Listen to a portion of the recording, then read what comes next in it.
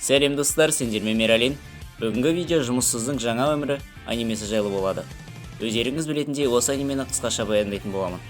Және де тағы бір айта кететіні, бұл анименің бірінші маусымы, алғашқы 11 сериясы. Олай болса бастайық. 34 жастағы жұмыссыз, ұялшақ, қоғамнан қалып қойған, артық салмағы бар жапондық өмірін компьютер ойнап, арасында анандаймен айналысып өткізетін. Бір күні оны көлік қағып кетеді. Барлық нәрседен түңіліп, көзін енді жұмбақ болғанда бір жарық оның көзін ашады. Оны онда бір еркек көтеріп біртүрлі тілде қуанғандай болады. Ал басты кейіпкеріміз мұны түсінбейді. Айнаға қараса ол кішкентай сәби екен. Өзінің екінші өмірін сүріп жатқанын түсінген ол таң қалады. Күндер өтеді. Оның есімі Рудеус Грейрот екенін біледі. Ал әкесі Пол Грейрот, анасы болса Зенит Грейрот. Кішкентай балалар өздерін балаша ұстап жылай беретін. Ал Рудеустың бойынан Грейроттардың ең қызметшісі Лилия мұны байқамайды.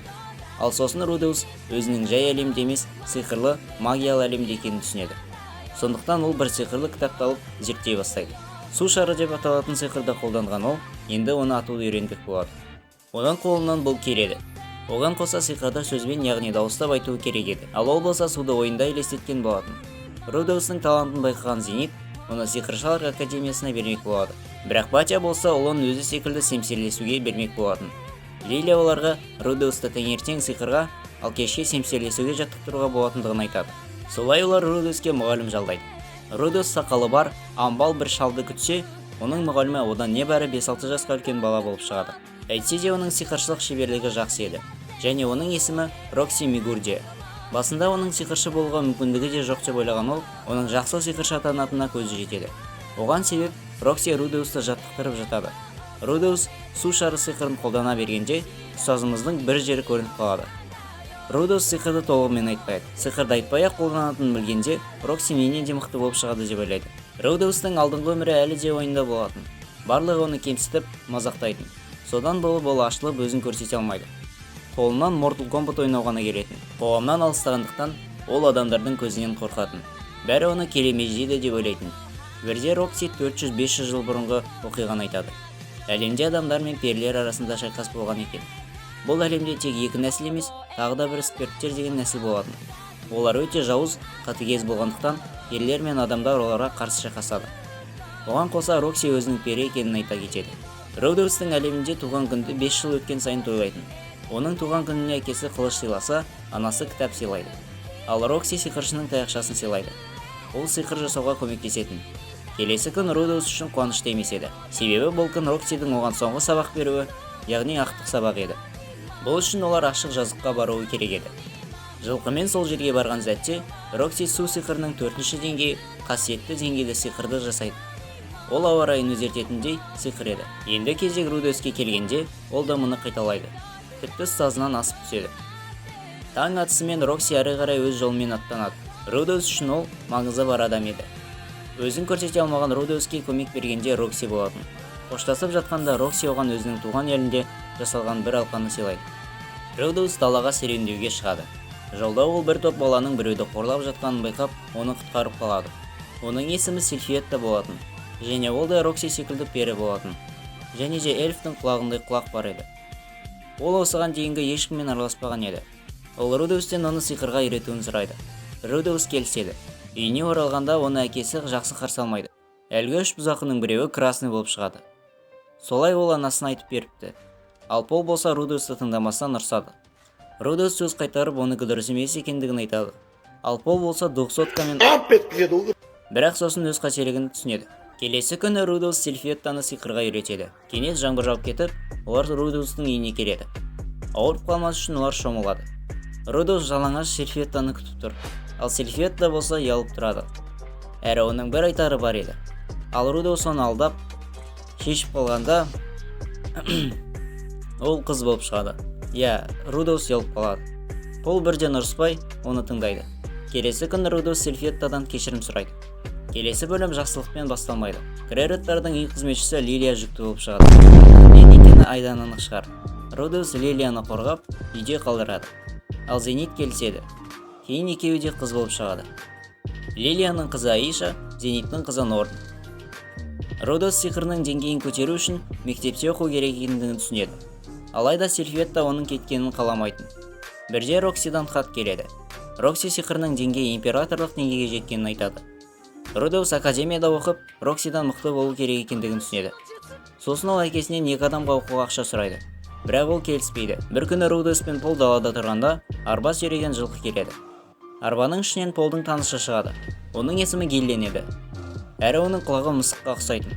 Рудеус не болғанын түсінбейді. Сильфеттасыз ешқайда бармайтынын түсінген Пол кенет онымен шайқаса кетіп, соңында бір ұрып ұйықтатады. Кейін Рудеус әлгі арбаның ішінде оянады. Оянғаннан кейін Гиллен оған бір хат оқуын сұрайды. Хат бойынша Рудеус әлгі академияға оқу ақшаны өзі табу керек екені жазылған. Ол ұстаз ретінде біреуді сиқырға, әрі арифметикаға үйретуі керек екен. Кейін Роа деген қаладағы бір қамалға жеткен ол Филипп деген біреумен танысады. Ол Полдың жиені болып шығады. Сөйтсе Пол оны осында жұмысқа апарған екен. Рудеус шартын айтқаннан кейін оқушысымен таныспақ болады. Ол өте ерке тотай дөрекі болып шығады. Есімі Эрис Грейрот. Бірден қыңырлығын көрсетіп, шапалақ беріп жібереді. Рудеус та шапалағын жегізеді. Ал Эрис еткізеді. Эристі сиқырға қызықтырып үйрету үшін Рудеус жоспар құрады. Мұны сарай қызметшісі тыңдап тұрған еді. Енді Рудеус көзін ашса, бір сандықтың ішінде жатады. Ол мұны өзі құрған жоспар деп ойлайды. Эриске сиқырдың көмегімен қаша алатындығын көрсетеді. Бірде зымданды бақылап тұрған қызметші Эристі тепкілеп тастайды. Рудеус мұны әлі де жоспардың бір бөлшегі деп ойлайды. Қашатын кезде Эриске айқайламайтынына уәде беруін сұрайды. Сосын екеуі шығып кетеді. Енді бірде қалаға кіргенде Эристі әлгі адам ұрлап кетеді. Рудеус сиқырын қолданып белгі береді. Гиллен лезде бәрін айырып жібереді. Бұған қоса Рудеусты құтқарып қалады. Сарайға оралғанда Рудеус тапсырманы орындай алмадым деп ойланып кете бергенде Эрис оны тоқтатады. Келесі бөлім Эристің Рудеуске үйреніп бастап, бұған қоса жазуды да ақырындап үйренетінін көрсетеді. Эрис 10 жасқа толуына орай мереке жасамақ болады. Бұл Рудеус үшін пайдалы еді. Себебі енді оның бос уақыты бар. Кейін ол кітапханадан байқаған бір бөгде тілді меңгермек болады. Рокси оған көмек ретінде қолдан жазылған кітапты жібереді. Бір күні қызметші Рудеустан Эристің туған күніне орай оны билеуге көндіруін сұрайды. Сосын Эрис келіседі. Екеуі дайындалады. Ал сол күн жеткенде Эрис жылдан билеп құлап қалады. Ол қатты сасқалақтайды. Рудеус оған көмектесіп, дайындықтағыдай билеп, қонақтарының көңілінен шығады. Эристің туған күніне Рудеус таяқша сыйлайды. Ал Гиллен қасқырдан қорғайтын жүзік сыйлайды. Кейін Рудеус ұйықтап қалады. Сосын Эриспен оянады. Енді жақындай бергенде жүзіктің шын екеніне көз жетеді. Кейін ол бір мұнараны көреді. Онда Саурус Грейрот Эристің атасы болатын. Рудеус уақытында келмеген сыңайлы. Саурус оған аспанда бірдеңенің ұшып жүргенін көрсетеді. Бұл жақсылықтың нышаны емес еді. Эрис туған күнінен 2 жыл өтті. Рудеус 10-ға толайын деп жатыр. Эрис болса тосын сый жасамақ болады. Оның сыйлығы үлкен сиқырлы таяқ болады. Кейінірек Эрис пен Рудеус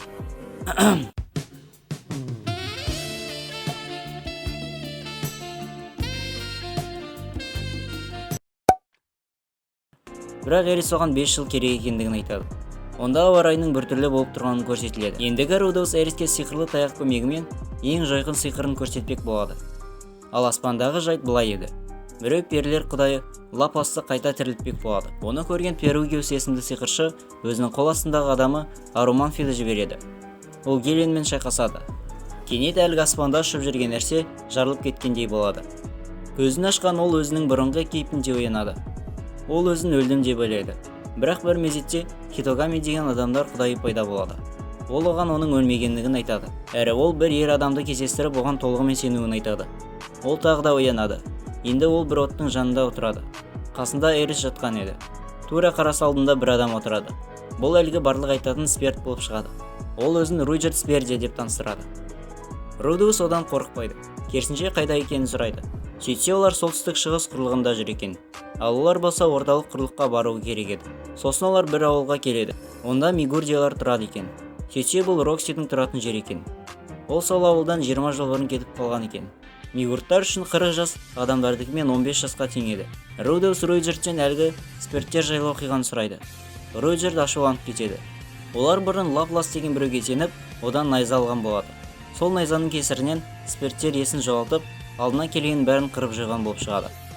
Рудеус оған көмектесетінін айтады. Ертеңіне олар жолға шығады. Кейінірек олар Икарис деген қалаға жетеді. Онда барлығы аңдар еді. Аңдар перілер нәсіліне жататын. Руйджерт басқалардың арасында өлім тығырығы деген атпен қалған еді. Одан барлығы қорқатын.